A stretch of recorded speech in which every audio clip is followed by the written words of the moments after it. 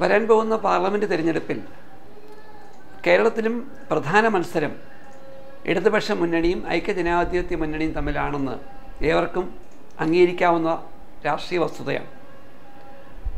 ഈ സമരത്തിൽ സ്വാഭാവികമായും ഇടതുപക്ഷ ജനാധിപത്യ മുന്നണിയും ഐക്യജനാധിപത്യ മുന്നണിയും ഉയർത്തുന്ന ഇന്ത്യൻ രാഷ്ട്രീയത്തിനോടൊപ്പം തന്നെ ഇന്ത്യ അഭിമുഖീകരിക്കുന്ന അപകടകരമായ ഹൈന്ദവ വർഗീയതയുടെ രാഷ്ട്രീയം ചർച്ച ചെയ്യുവാൻ നിരവധി അവസരങ്ങളുണ്ടാകും.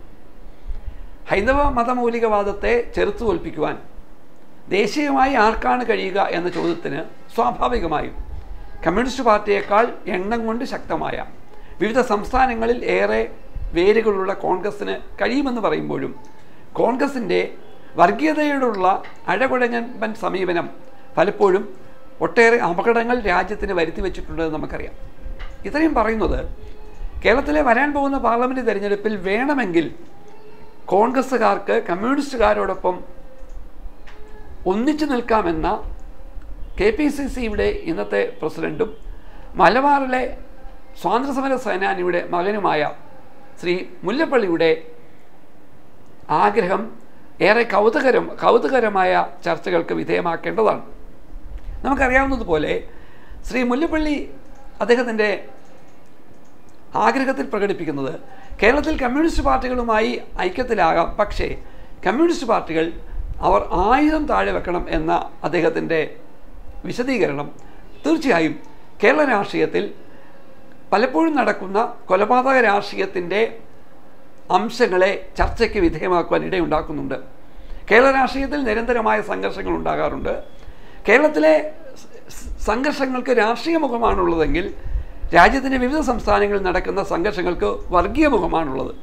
കേരളം രാഷ്ട്രീയമായി ഏറെ പ്രബുദ്ധമായി ആണ് എന്നതുകൊണ്ട് രാഷ്ട്രീയത്തിൽ ഒരിക്കലും ആരോഗ്യകരമായി അംഗീകരിക്കാതിരിക്കേണ്ട കൊലപാതകങ്ങൾ പോലും കേരളത്തിൽ രാഷ്ട്രീയത്തിൻ്റെ പേരിൽ ഉണ്ടാകുന്നത് തള്ളിക്കളയുമ്പോൾ തന്നെ കേരളത്തിൻ്റെ രാഷ്ട്രീയ കൊലപാതകങ്ങളുടെ ഹോൾസെയിലർമാർ ഇടതുപക്ഷ പ്രവർത്തകരും കമ്മ്യൂണിസ്റ്റ് പാർട്ടിയുമാണെന്നുള്ള ശ്രീ മുല്ലപ്പള്ളിയുടെ വാദം ചരിത്ര നിഷേധമാണ്. നമുക്കറിയാമല്ലോ, ഇന്ത്യയിലെ കോൺഗ്രസ് പാർട്ടി ഗാന്ധിയൻ ആശയങ്ങൾ ഉയർത്തിപ്പിടിക്കുന്നുണ്ടെങ്കിൽ പോലും അവർ ആക്രമണകാരികളായി മാറിയതിൽ മറ്റാരേക്കാളും പിന്നോക്കമല്ല എന്ന് നമുക്കറിയാം.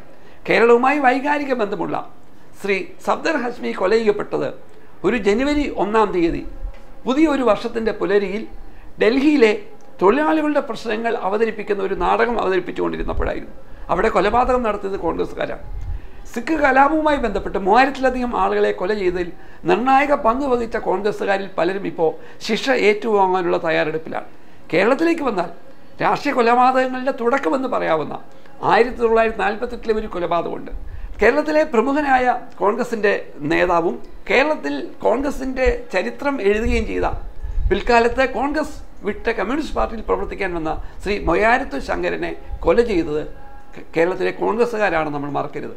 1942 മെയ്യിൽ അദ്ദേഹം കൊല ചെയ്യപ്പെടുവാനുള്ള കാരണം അദ്ദേഹം കോൺഗ്രസ് പാർട്ടി ഉപേക്ഷിച്ചതാണ്. ഇതിൻ്റെ അർത്ഥം കേരളത്തിലെ രാഷ്ട്രീയ കൊലപാതകങ്ങളിൽ എല്ലാ രാഷ്ട്രീയ പാർട്ടികൾക്കും കൃത്യമായ പങ്കാളിത്തമുണ്ട് എന്ന് പറയുമ്പോൾ ആ പങ്കാളിത്തത്തിൽ കോൺഗ്രസിൻ്റെ നില അത്ര ഭദ്രമല്ല എന്നുകൂടി നമ്മൾ ഓർക്കണം. കേരളത്തിലെ ക്യാമ്പസുകളിൽ നടന്ന കൊലപാതകങ്ങളെ പറ്റിയുള്ള കണക്കെടുത്താൽ ഏകദേശം 1 ഡസനിലധികം വിദ്യാർത്ഥി നേതാക്കൾ മരണപ്പെട്ടത് SFIയുമായി ബന്ധപ്പെട്ടുള്ള രാഷ്ട്രീയ പ്രവർത്തനത്തിൻ്റെ ഭാഗമായിരുന്നു. അതിൽ ഭൂരിപക്ഷം കൊലപാതകം നടത്തിയതിൽ നിർണായക പങ്ക് വഹിച്ചത് കോൺഗ്രസിൻ്റെ വിദ്യാർത്ഥി വിഭാഗമാണെന്ന് മറക്കരുത്.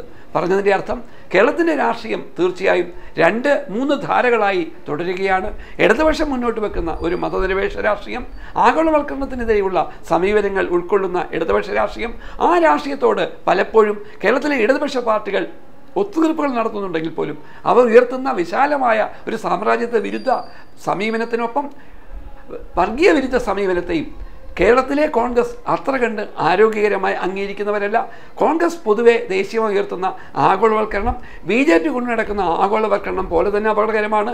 അതേസമയം കോൺഗ്രസ് വർഗീയമായി BJPയോടൊപ്പം ആയി മാറിയിട്ടില്ലെങ്കിൽ പോലും കേരളത്തിൻ്റെ പൊതുവായ മതനിരപേക്ഷതയും ജനാധിപത്യവും ഒക്കെ ഉയർത്തിപ്പിടിക്കുന്നതിൽ ഇടതുപക്ഷ രാഷ്ട്രീയം വ്യക്തമായ നിലപാടെടുക്കുമ്പോൾ അതിന് എതിരായി മറ്റൊരു നിലപാടെടുക്കുന്ന കോൺഗ്രസുമായി ഇടതുപക്ഷ പ്രസ്ഥാനങ്ങൾക്ക് സഹകരിക്കാം എന്നത് കേരള രാഷ്ട്രീയത്തെ ആരോഗ്യകരമായ ഒരു ഇടത്തേക്കല്ല എത്തിക്കുന്നത്.